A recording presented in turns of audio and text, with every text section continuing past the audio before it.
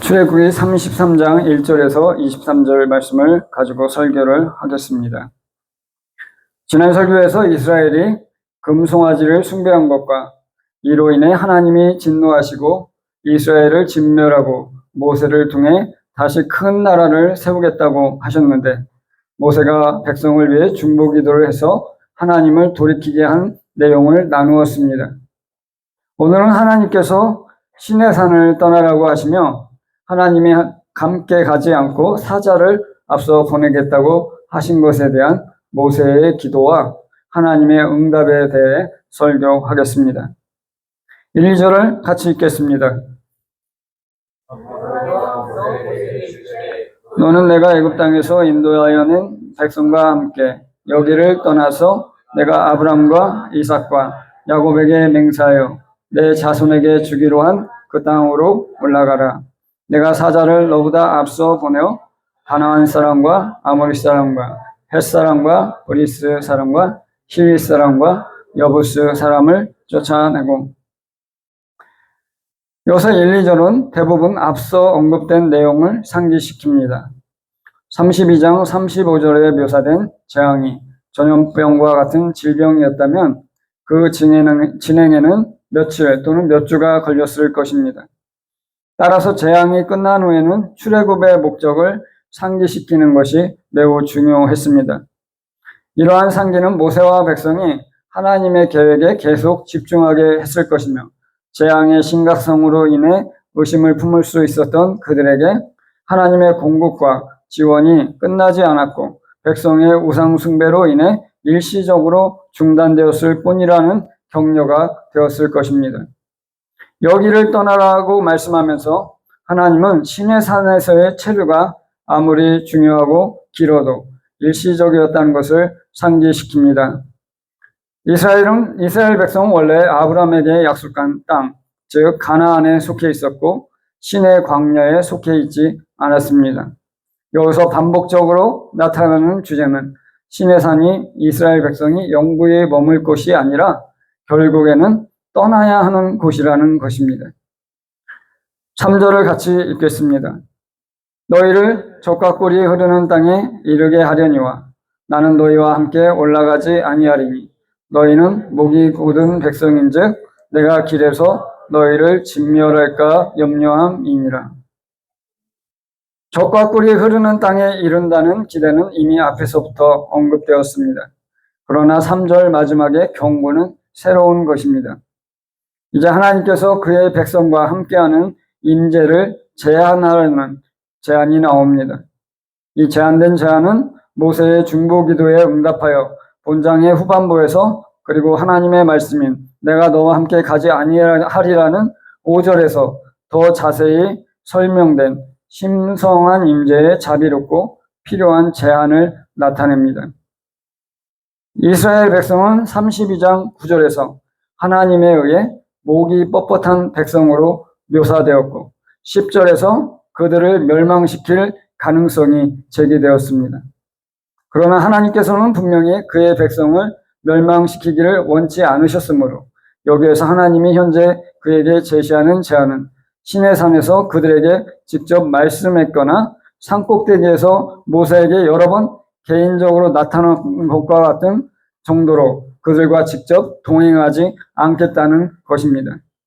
이러한 시나리오에서 시내산에서의 가까운 신성한 임재는 이스라엘 백성이 시내산을 떠난 후에는 더 완화될 것입니다.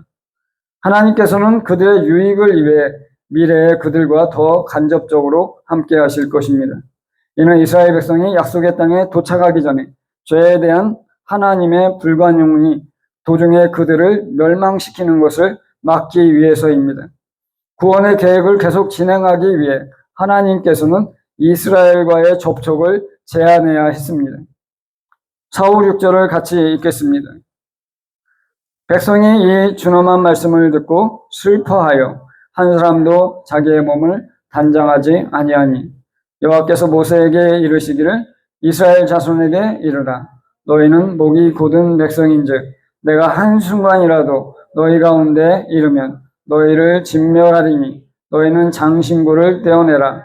그리하면 내가 너희에게 어떻게 할 것인지 정하겠노라 하셨습니다. 이스라엘 자손이 호렙산에서부터 그들의 장신구를 떼어내니라. 여기서 이스라엘 백성의 분위기는 32장에 묘사된 우상 숭배적 흥청거림과는 극명한 대조를 이룹니다. 더욱 중요한 것은 그들 가운데 여호와의 임재의 성격이 크게 바뀌었다는 것입니다. 우상 숭배를 통해 백성들은 그들의 여정에서 그들을 인도할 직접적이고 명백한 신의 임재를 갈망했음을 보여주었습니다. 금송아지는 참으로 그들의 생각에 어떤 신들의 임재를 포착하는 수단이었고, 백성들은 마침내 지금까지 출애굽에서 자신들을 도왔다고 생각했던 신들을 볼 수 있게 된 것을 기뻐했습니다. 이제 그 어리석음에 대한 징벌로 그들은 이전보다 못한 상태로 추락할 것입니다. 모세와 직접 교류하고 산에서 그 임재를 볼 수 있었던 하나님 대신에 그들은 하나님의 임재에 대한 훨씬 더 파악하기 어려운 표현인 천사와 함께 동행할 것이고, 따라서 그들은 모세를 통해 여호와와 직접 거래했던 위치에서 이제 지휘 체계에 천사가 추가된 사람들로 강등되었다는 것을 깨달았을 것입니다. 하나님께서는 그들과 함께 가지 않겠다고 단도직입적으로 말씀하셨습니다. 그들은 이제 그토록 갈망하고 만들려 했던 것, 즉 하나님의 임재가 이전보다 훨씬 더 멀어졌기 때문에 슬퍼했습니다. 남은 여정은 믿음이 덜 필요한 것이 아니라 훨씬 더 많이 필요할 것이며, 백성들이 이전보다 더 스스로에게 의존해야 하므로 훨씬 더 두려울 것입니다. 실망하고 두려워하고 부끄러워하고 책망을 받은 백성들은 이 준엄한 말씀에 슬퍼했습니다. 모세를 통해 하나님께서는 너희는 장신구를 떼어내라고 말씀하시며 그들에게 슬퍼하라고 명령하셨습니다. 또한 내가 너희에게 어떻게 할 것이니 정하겠노라고 하여 그들의 미래에 알 수 없는 고난이나 형벌이 따를 수 있다는 것을 분명히 알게 하셨습니다. 하나님의 말씀으로 인해 그들은 하나님께서 그들을 부분적으로 거부하셨다는 것을 알았고, 이 거부에 대한 영향을 느꼈습니다. 고대 근동 지역에서 애도는 태도뿐만 아니라 외모와도 관련이 있었으며, 옷차림은 애도의 외적인 표현의 하나였습니다. 내가 너희에게 어떻게 할 것인지 정하겠노라고에 포함될 수 있는 알 수 없는 고통으로부터의 구원을 신에게 간구하기 위해 고안된 철저한 애도 행위와 상반될 수 있기 때문에 애도하는 사람은 어떤 화려한 장식도 할 수 없었습니다. 그러므로 그들은 애도의 표시로 모든 장신구를 몸에서 제거하고 그들의 외모를 수수하게 만들었습니다. 하나님의 임재가 거두어지는 것은 심각한 언약적인 형벌입니다. 하나님의 임재에 접근이 거부되는 것은 이단적 행위에 대한 일종의 궁극적인 형벌을 구성했습니다. 그러한 엄중한 형벌의 예는 레위기 22장 3절에서 찾아볼 수 있습니다. 제가 읽어보겠습니다. 그들에게 이르라. 너희 대대로 만일 너희 자손 중에 부정한 자가 이스라엘 자손이 여호와께 드리는 성물에 가까이 하면 그 사람은 내 앞에서 끊어질 것이니라. 나는 여호와이니라 하라. 부정한 자가 성물에 가까이 하면 그 사람은 내 앞에서 끊어질 것이니라 라는 경고를 하나님이 하시는 것입니다. 즉 하나님과의 임재 금지가 되는 것입니다.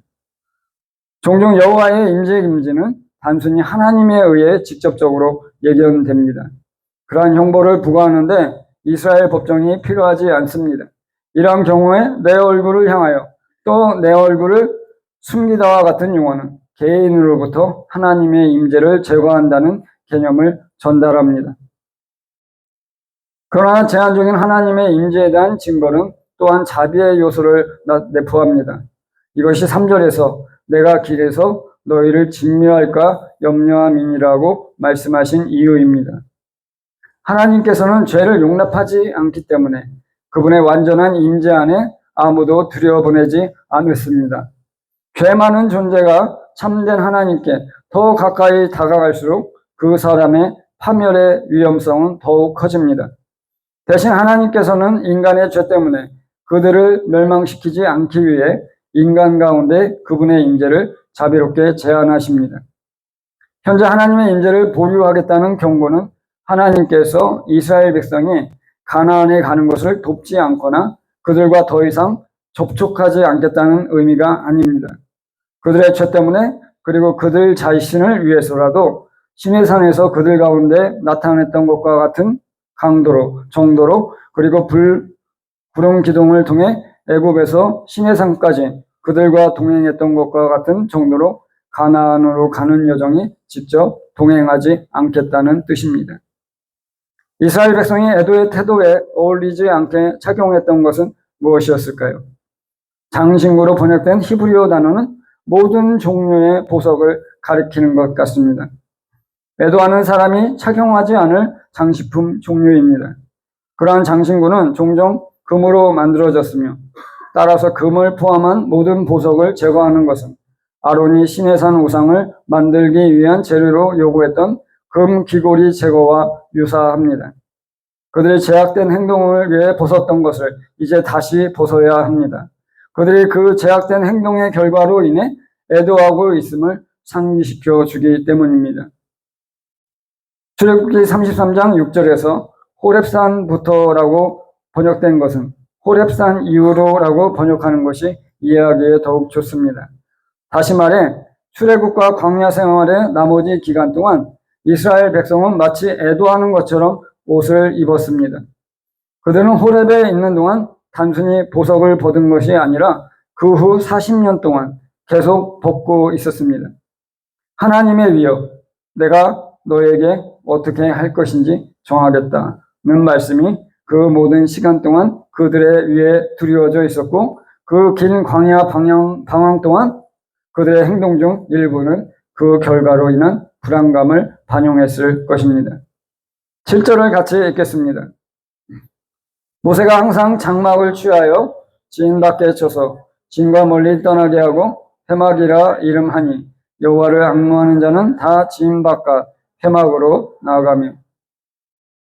여기서 묘사된 회막은 단순히 성막의 대용품과 같은 것으로 이미 출애굽기 27장, 28장, 29장에서 만남의 장막으로 지정되었습니다. 만남의 장막에 사용된 용어는 성막과 진영 밖에 세워진 이 간소한 장막 모두에 대해 히브리어에서 정확히 동일하며 모세가 하나님과의 직접적인 소통 기회를 가능한 한 보존하고자 성막의 소통 기능을 장막에 사용된 용어에 담아두었을 것이 분명합니다. 이 회막이 소통 장소 외에 다른 역할을 수행했다는 증거는 없습니다. 즉 법궤나 다른 신성한 기구를 보관한 적이 없고 희생제물 장소로 사용된 적도 없습니다. 성막은 광범위한 목적을 위해 설계되었으며 그중 하나가 하나님과의 소통이었습니다. 이것은 성막과는 대조적으로 진영 밖에 있는 작고 임시적인 만남의 장막에 대한 첫 번째 언급입니다. 32장에 우상 숭배가 일어나지 않았고 그 결과로 하나님의 친밀한 임재가 이스라엘로부터 거두어지지 않았다면 이 천막은 결코 필요하지 않았을 것이라 생각됩니다.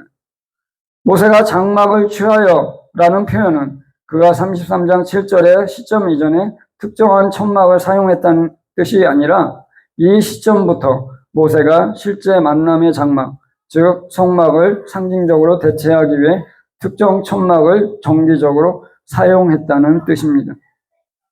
모세는 이 성막을 진영 밖 멀리 떨어진 곳에 쳤는데 이는 모세가 백성들에게 하나님께서 그 시점에서 백성들과 얼마나 멀리 떨어져 있는지를 상기시킨 것입니다. 아마도 그 회막을 진영에 더 가까이 치는 것은 불가능했을 것이며 하나님께서 약속의 땅으로 가는 여정에서 그분의 백성들과 가까이 동행하지 않겠다는 경고를 어기는 행위일 것입니다. 당시 이스라엘 백성들이 장막에 살았으므로 이 장막은 더 웅장한 성막이 설계된 것처럼 하나님의 거처를 상징했습니다. 그러나 이 장막은 항상 비어 있었습니다.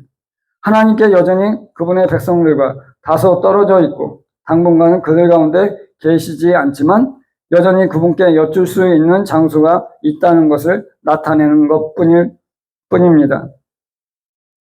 여호와를 앙무하는 자는 다 진 바깥 회막으로 나아가며 라는 말은 단순히 하나님으로부터 지침이 필요한 이스라엘 백성은 누구든지 그곳으로 가서 모세를 통해서 자신에게 필요한 지침을 하나님께 구하라는 뜻입니다. 하나님께서는 금송아지 사건 이후에 그분의 백성에게 실망하고 분노했지만 그분께서 광야에서 그들을 집단으로 인도하는 것을 거부하거나 개인이 그분의 뜻을 이해하도록 돕는 것을 거부할 정도로 자신을 그들에게서 멀리 두지는 않으셨습니다. 이 회막에는 두 가지 부수적인 이점도 있습니다. 하나는 32장의 우상숭배 사건에서 그들의 불신앙과는 대조적으로 그것이 이스라엘 백성 개인으로 하여금 하나님에 대한 의존성을 드러내도록 강요했다는 점입니다. 주님께 여쭙기 위해서 이스라엘 백성은 진영에서 나가야 했고 회막까지 상당한 거리를 공개적으로 걸어가야 했습니다. 진영 안에서 이스라엘 백성들은 그 회막으로 나아가는 사람을 주시하고 있었을 것입니다. 따라서 그는 하나님에 대한 자신의 개인적인 헌신을 밝히지 않고는 정통 숭배자들의 무리에 섞일 수 없었습니다. 거의 모든 다른 상황에서 이스라엘 백성은 집단적으로 언약을 준수하거나 불순종했습니다. 이제 개인은 하나님으로부터 무언가를 알고 싶다면 적어도 공개적으로 하나님에 대한 헌신을 보여야 했습니다. 두 번째 유익은 모세의 자격 증명입니다. 이전에는 항상 시내산 꼭대기에서 백성들과 멀리 떨어져 있었고 그들에게 보이지 않았으며 그들의 생각으로는 단순히 돌아올 기약 없이 사라졌습니다. 그들은 하나님께서 모세에게 율법을 주시는 것을 실제로 들은 적이 없고 모세가 하나님과 가까이 있는 것을 실제로 본 적이 없습니다. 회막이 진영 밖에 처 있지만 여전히 시야에 들어오기 때문에 모세가 회막에 들어갈 때마다 하나님의 영광도 함께 들어가는 것을 보지 않을 수 없었습니다. 그러므로 모세는 거듭해서 그들 중에서 하나님의 택하심을 받은 특별한 사람으로 드러나게 되었습니다. 회막이 진영에서 멀리 떨어져 있었지만 시내산 꼭대기보다는 훨씬 덜 멀리 떨어져 있었고 이전에는 그들이 볼 수 없는 곳에서 일어났던 일이 이제는 완전히 보이는 곳에서 일어났습니다. 이 구절에서 모세는 하나님께서 더 이상 그들과 친밀하게 동행하지 않겠다고 발표한 후 이스라엘과 맺은 관계가 어떤 종류의 관계인지 독자에게 설명했습니다. 지금까지 그가 그들에게 허락하신 것은 완전한 버림이 아니라 더 멀리 떨어진 임재였습니다. 정교한 성막과 하나님의 임재를 상징하는 많은 상징들과는 대조적으로 이스라엘 백성은 이제 당분간 작고 단순한 회막을 통해 하나님과 교제하게 될 것입니다. 민수기 2장에서처럼 성막을 중심으로 공동체가 조직되는 대신에 회막은 진영 밖에 설치됩니다. 백성들은 그들 가운데 있는 성막에서 예배하는 대신에 멀리서 집에서 회막을 바라보며 예배해야 했습니다. 아론이 이끄는 제사장들이 성막을 지키는 대신에 회막은 여호수아 한 사람이 지킵니다. 제사장과 희생제사가 없는 상황에서 비레위인 조력자, 관리인만이 서 있게 됩니다. 하나님의 임재는 이제 멀리 떨어져 있고 비연속적이며 감소된 임재입니다. 그러나 하나님의 사랑과 보호하심 그리고 그의 백성을 향한 돌보심은 줄어들었을지라도 결코 멈추지 않았습니다. 참으로 하나님께서는 여전히 특별한 문의에 응답해서 모세를 통해 개인들에게 말씀해 주셨습니다. 이 임재는 시내산에서 우상 숭배를 통해 하나님을 거부하지 않았더라면 그들이 누릴 수 있었을 수준에는 훨씬 못 미치는 것이었습니다. 다행히도 이러한 방식은 영구적이지 않았습니다. 결국 이스라엘 백성은 성막 지침에서 원래 의도되었던 하나님의 임재를 더 풍성하게 누릴 수 있게 될 것입니다. 8, 9, 10절을 같이 읽겠습니다. 모세가 회막으로 나갈 때는 백성이 다 일어나 자기 장막문에 서서 모세가 회막에 들어가기까지 바라보며 모세가 회막에 들어갈 때 구름 기둥이 내려 회막문에 서며 여호와께서 모세와 말씀하시니 모든 백성이 회막문에 구름 기둥이 서 있는 것을 보고 다 일어나 각기 장막문에 서서 예배하며 8절은 백성이 모세에 대한 존경심을 완전히 회복했고 그를 무시했던 태도가 사라졌음을 나타냅니다. 일어서서 서 있는 것은 고대 세계에서 존경의 표준적인 행동이며 현대에서도 마찬가지입니다. 이스라엘 백성은 변덕스럽지만 적어도 이 시점에서는 모세를 지도자로 더 이상 의심하지 않았습니다. 실제로 진 밖에 회막으로 간 목적이 하나님과 대화하기 위한 것이었기 때문에 그들은 모세를 통해 하나님께서 그들을 인도하시는 것을 알았기에 그의 방문에 존경을 표했습니다. 9절에서 하나님의 임재를 상징하는 구름 기둥이 모세가 회막에 도착했을 때 회막 입구에 나타났고 이는 모세에 대한 하나님의 인정과 신성한 만남을 명백히 나타냅니다. 하나님께서 모세와 말씀하시는 동안 구름 기둥이 입구에 머물렀습니다. 이 표현은 구름 기둥이 떠날 때 모세와 이스라엘 백성은 하나님께서 만남을 마치셨다는 것을 알았음을 암시합니다. 10절에서 백성들은 구름 기둥을 볼 수 있었고 이는 이미 그들 가운데 하나님을 상징한다는 것을 알고 있었으므로 예배를 통해 여호와의 임재를 멀리서 나타내는 표시에 합당한 존경을 표했습니다. 11절을 같이 읽겠습니다. 사람이 자기 친구와 이야기함 같이 여호와께서는 모세와 대면하여 말씀하시며 모세는 진으로 돌아오나 눈의 아들 젊은 수종자 여호수아는 회막을 떠나지 아니하니라. 현재 이스라엘 백성 전체에 대한 하나님의 임재는 크게 축소되었지만 모세에게는 적용되지 않았습니다.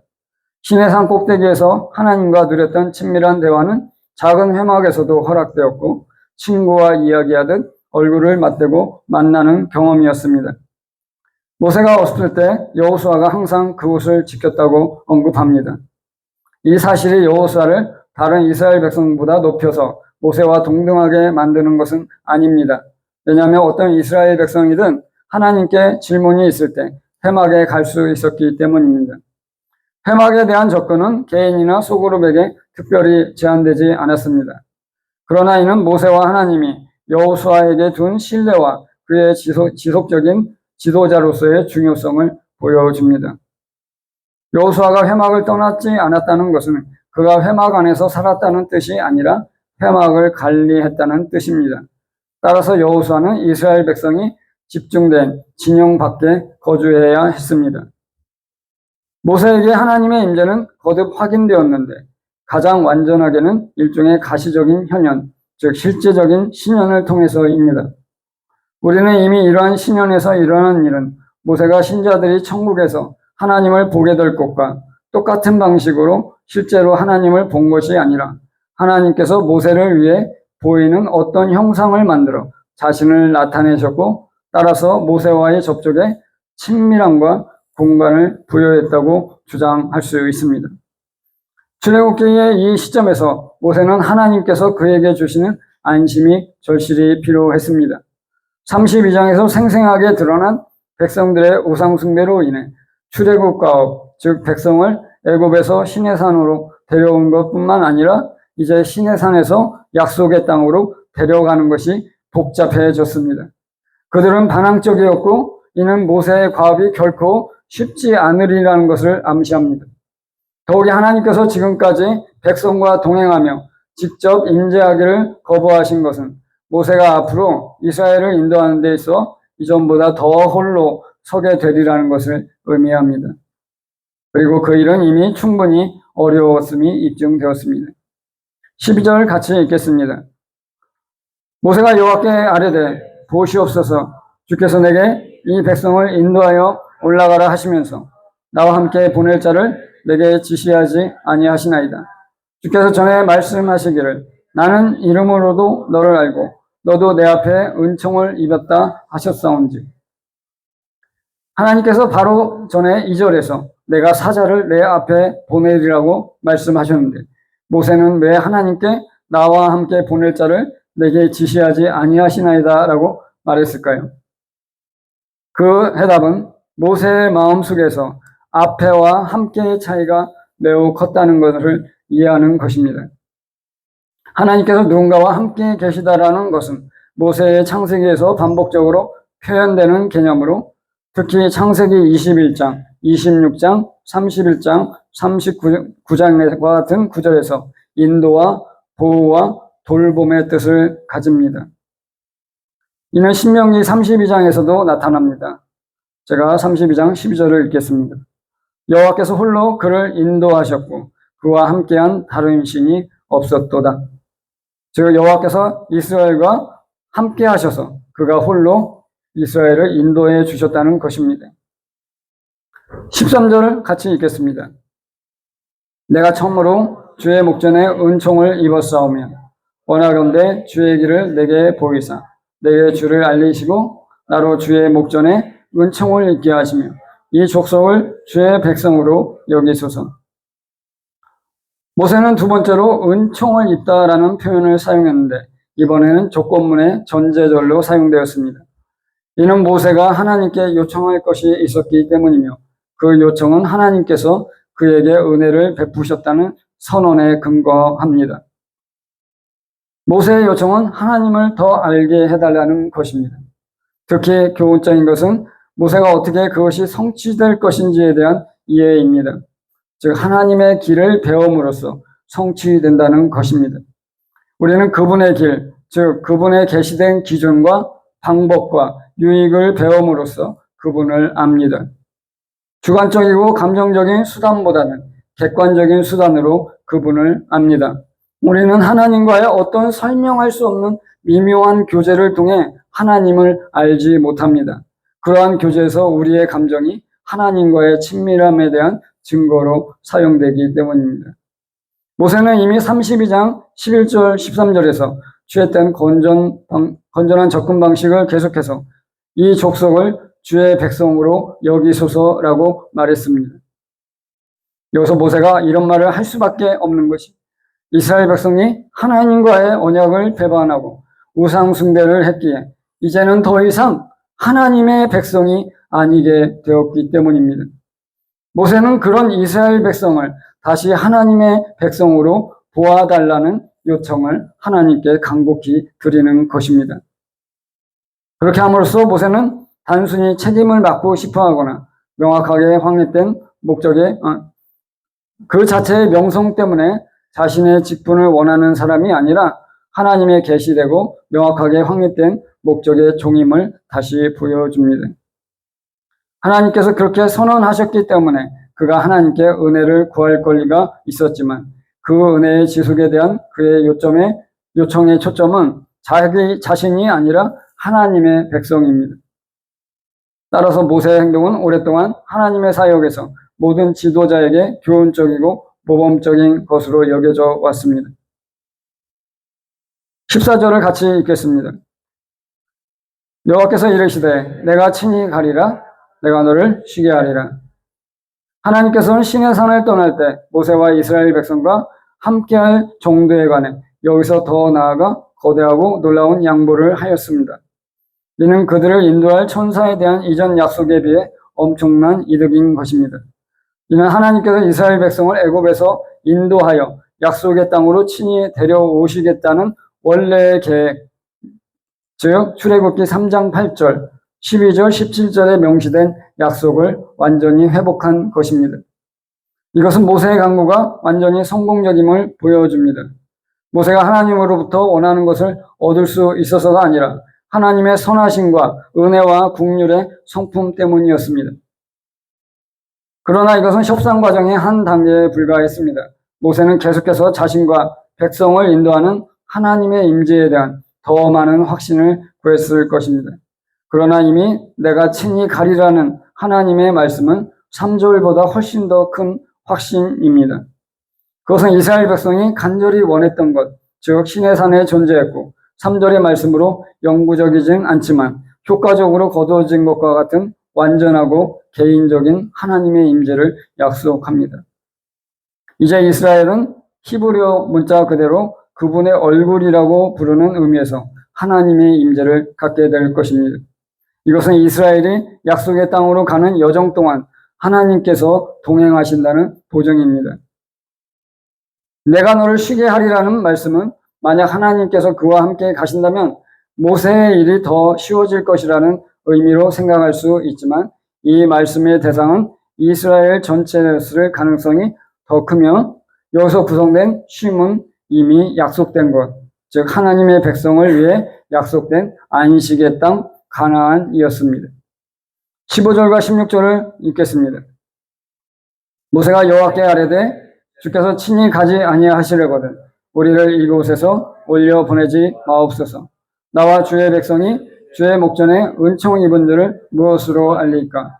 주께서 우리와 함께 행하심으로 나와 주의 백성을 천하 만민 중에 구별하심이 아니니까. 모세에게 하나님의 끊임없는 임재는 매우 중요했습니다. 시내산에서처럼 직접적이고 완전한 임재가 있기를 바라면서 그는 하나님께 그와 백성들을 그 임재 없이 시내산에서 떠나게 하지 말라고 강구합니다. 그는 특히 하나님의 영광과 명성에 대한 하나님의 관심을 근거로 호소했는데 이는 모세가 민수기 14장 13절 16절에서 다시 사용하는 접근 방식입니다. 그는 하나님의 영광에 대한 열망이 사소하거나 헛된 것이 아니라 성교적임을 분명히 했습니다. 하나님은 이방인들이 듣고 믿을 가능성을 항상 제공하기 위해 일하고 계셨습니다. 16절에서 모세는 또한 백성을 향한 하나님의 은총을 언급했는데 하나님의 백성을 향한 은총이 그분의 위대하심을 열방에 드러내는 한 측면으로 이해했습니다. 모세는 여기서 자신만을 위해 아무것도 얻지 않고 이스라엘 백성이 하나님의 복을 얻도록 확실히 하려는 이전의 훌륭한 헌신을 따랐습니다. 모세가 이스라엘 백성을 홀로 이끌고 나아간다면 여러 가지 실수와 손실, 실패가 발생할 것이며 특히 민수기 14장에서와 같이 이스라엘 백성이 적들에게 군사적으로 패배할 가능성이 큽니다. 그래서 모세는 남아있는 출애굽 전체 과업에 하나님의 임재가 얼마나 필수적인지 다시 강조했습니다. 다른 나라들이 실패할 것이라고 예상하는 곳에서 이스라엘이 성공하지 못한다면 아무도 그들의 하나님이 위대하다고 생각하지 않을 것입니다. 옛 언약에서 이스라엘이 그들의 적에 맞서 승리하는 것은 세상에 대한 증거였습니다. 그들의 적이 그들을 이겼을 때 그들은 세상에서 수치와 불명예를 당했고 저주를 받았고 유일하신 참 하나님의 유일한 백성으로서의 그들의 특별한 본성이 다른 족속들의 시야에서 가려졌습니다. 모세는 이스라엘 백성과 함께하는 하나님의 임재와 그 모든 의미가 그분의 백성을 특별하게 만들었다는 교훈을 분명히 제시합니다. 그들은 자신 안에 그들을 구별할 만한 특별한 본질적 특성을 갖고 있지 않았습니다. 다만 하나님의 구별은 그들이 파생적으로 받았지만 본질적으로 소유하지 못한 것이었습니다. 17절을 같이 읽겠습니다. 여호와께서 모세에게 이르시되 내가 말하는 이 일도 내가 하리니 너는 내 목전에 은총을 입었고 내가 이름으로도 너를 알미니라. 본문에서 다섯 번째이자 마지막으로 은총을 입었다는 관용구가 등장하는데 이는 하나님께서 이스라엘과 모세를 기뻐하시는 것을 나타냅니다. 12, 16절에서 모세는 만일 주께서 나를 기뻐하시면 나와 백성에게 주의 임재를 베풀어 주십시오 라고 간청했습니다. 이제 하나님께서는 마치 나의 임재를 구하는 너의 간청은 내가 너를 기뻐하는 것에 근거하고 그것은 설득력 있는 근거가 되기에 내가 그렇게 선언했으므로 너의 요청을 존중하겠다라고 말씀하시는 것처럼 긍정적인 응답을 나타내셨습니다. 하나님이 모세를 이름으로 아셨다는 사실은 그에 대한 기쁨을 더욱 강화했습니다. 하나님은 단순히 모세를 좋아하신 것이 아니었습니다. 그들은 서로 이름으로 아는 특별한 관계를 맺고 있었고 이는 모세와 백성에 대한 하나님의 자비의 일정한 근거가 되었습니다. 하나님 사랑의 자비와 모세의 신실하고 끈기있는 기도의 결합이 결실을 맺게 된 것입니다. 하나님께서는 이제 단순한 사자 이상을 보낼 것입니다. 그분은 앞으로 나올 구절에서 제시될 것처럼 이스라엘 백성과 함께 직접 오실 것입니다.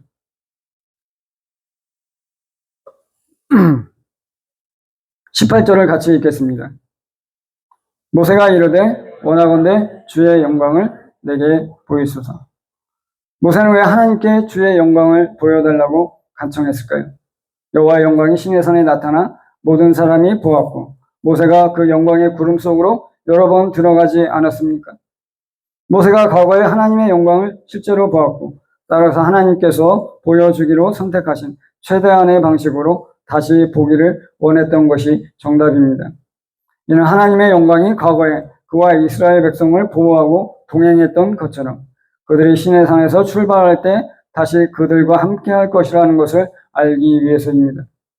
그것은 하나님께서 여전히 가까이 계시고 여전히 보호하시며 그와 이스라엘 백성을 그의 백성으로 여기는데 여전히 관심을 갖고 계신다는 것을 그에게 확신시켜 줄 것입니다.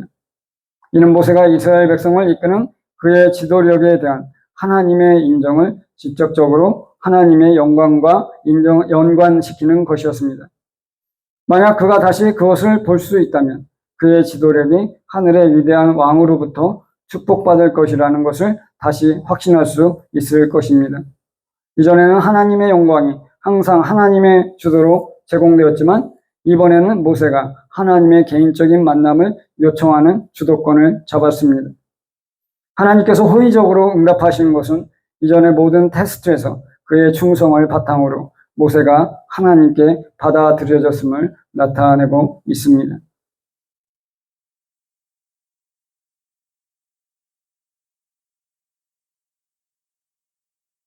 하나님은 이스라엘 백성의 우상숭배의 죄악으로 인해 하나님과 이스라엘 백성의 친밀한 교제와 가까운 임재를 약화하겠다는 제안을 하셨습니다. 이는 두 가지의 차원의 목적이 있습니다.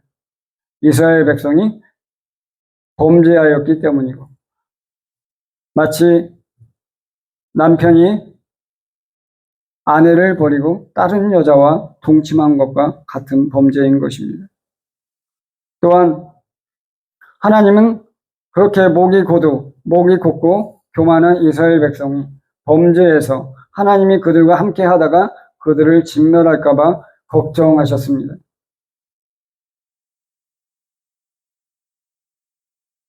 이러한 결과를 보여주기 위해서 모세가 진영 밖으로 멀리 떨어져서 회막을 쳤습니다. 하나님의 임재가 이스라엘 백성의 진영 안으로 들어가지 않았습니다. 이전에는 하나님의 임재가 이스라엘 진영 안으로 들어가셔서 이스라엘 백성과 함께 할 수 있었다면 이제는 하나님의 임재가 이스라엘 진영 안으로 들어가지 않고 회막에서 머물렀습니다. 이스라엘에게 나타나셨어도 하나님의 임재는 회막에서만 보였던 것입니다. 이것이 하나님이 자신의 임재를 제한하시는 방식인 것입니다. 그러나 모세가 하나님께 끈질기게 중보 기도를 함으로써 이스라엘이 이전과 같은 하나님의 임재를 누리게 되었습니다. 그리고 하나님은 이후에 성막을 지으라는 명령을 통해 성막을 통해서 이스라엘 회중 가운데 거하게 되었습니다. 이렇게 하나님은 사람이 원치 않지만 하나님은 원하십니다. 사람은 계속 하나님을 떠나려고 하고 멀리하려고 하지만 하나님은 사람들과 가까이 다가오셔서 함께 하시기를 원하시는 것입니다. 근데 우리 마음속에 자꾸 하나님은 왜 나를 피하시지?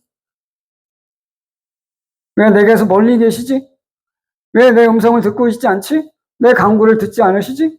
이렇게 자꾸 하나님을 의심하고 하나님이 나를 못 본 척 한다고 오해하고 있습니다. 근데 성경에서 보면 누가 누구를 외면하고 누가 누구를 배반하고 누가 멀리하는 것입니까? 여러분이 오늘 본문을 봤을 때 하나님이 멀리하시는 것입니까? 이스라엘 백성이 하나님을 멀리하는 것입니까? 제가 이걸 말씀드리는 것은 우리도 마찬가지라는 것입니다. 우리도 우리 마음속에서 하나님을 멀리하는 반응이 있습니다.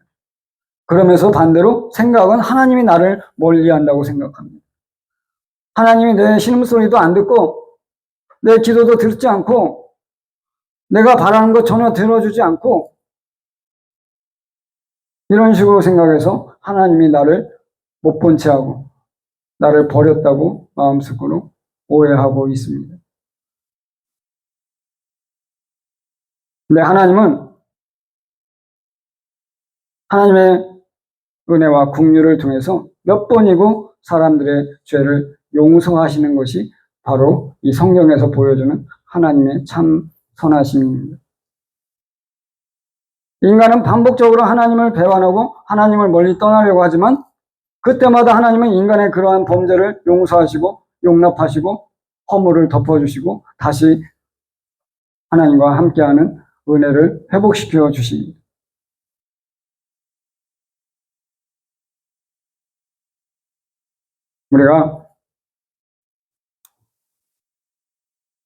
우리 안에 이렇게 거짓된 정보, 거짓된 생각이 있습니다.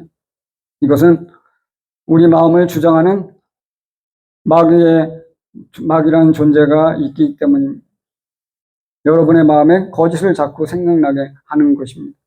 하나님을 오해하게 하고 하나님을 멀리하게 하고 하나님을 부인하게 합니다. 그래서 모든 그리스도인들은 영적 전쟁을 할 수밖에 없습니다.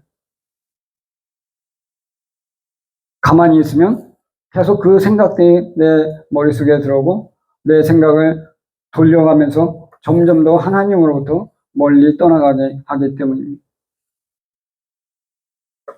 이 시간 기도하실 때 하나님, 오늘 말씀을 통해서 정말로 누가 멀리하고 누가 배반하고 누가 하나님과 사람 사이에서 그 간격을 벌리고 있는지를 깨닫게 되었습니다.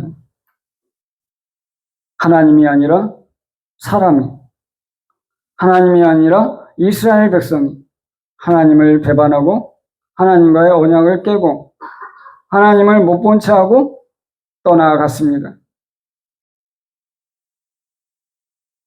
그럼에도 불구하고 하나님의 선하심과 인자하심이 다시 우리에게 기회를 주시고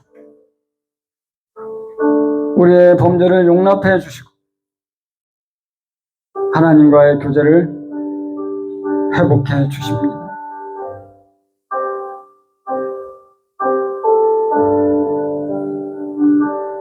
정작 하나님의 선하심과 인자하심이 우리 삶을 덮고 우리를 인도하고 우리를 도우시고 우리를 정말 생명의 길로 인도해 주시는데 우리는 믿지 못하고 의심하고 더 나아가서 배반하고 범죄하였습니다.